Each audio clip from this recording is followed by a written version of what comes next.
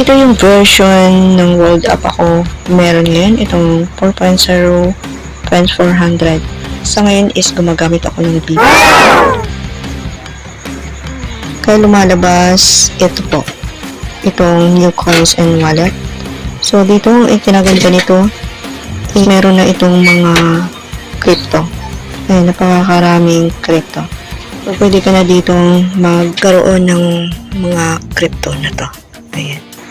Yung bawat dito, ay, meron na ditong Polkadot, Uniswap, ayan, si Pepe, Near. So, wala ba ito sa Near, pwede kang magbayad dito. Dyan, 1 year, medyo bumaba siya. At isa din sa ikinaganda ngayon ng bagong update ng World Up, makikita mo itong World Chat. So, gusto ko lang iparating din sa inyo ang kinaganda nitong chat na to. Pwede mo nang ma-chat yung mga World Up user. Ano po? So, yung mga nai-scam dyan. Katulad dito ni Vincent. So, gumawa ako nito para makapag-reach out kayo dito kay Vincent kasi siya na-scam din siya nung una. Ang username daw noon na nang-scam itong Gcash spending, then nagpalit daw ng chicken na, then sumunod yung Olay, then sumunod yung withdraw PHP. Ayun po. So, sabi niya dito, di pa kasi ako marunong noon. Nanood lang ako ng mga tutorial. Na-report ko naman na yan. Kailangan kapag umabot daw ng 300k yung ninakaw, kaya lang mababa daw yung nanakaw sa kanya, no? Na-scam yung 2,100 lang.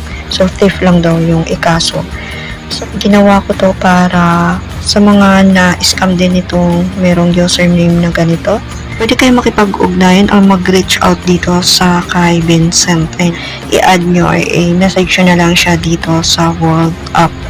Ayun po. So, napakadali na ngayon na pag-connect sa iba pang verified user ng World Up.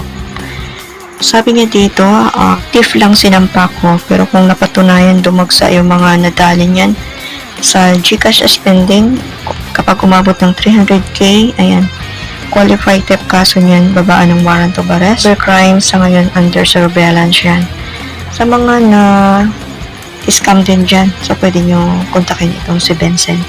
Lalo na kapag ito yung nang-scam din, kapag dising kayo ng username na yan. Ano pa, kilala nyo na yung may-ari ng username na yan, so may photos na yun siya dito. So, i-hide ko na lang yung kanyang mukha or yung photo niya at saka yung pangalan niya. Ayan. Kasi bawal dito sa YouTube. Didelete yung aking video katulad nung ginawa ko nung doon sa OHO. So, delete ng YouTube yung aking video. So, dahil hindi ko na-hide yung kanilang identity. So, ayun po. Bawal po yun. Cyberbullying daw. So, ayan po. Yung pangalan niya. Sabi niya dito, ni-report ko yan. Siya lang naman sinundan ko na tutorial. Send daw sa Gcash spending. So, ingat po sa pag-send ng mga world coin ninyo through username. Kasi, lalo na pag hindi nyo kilala.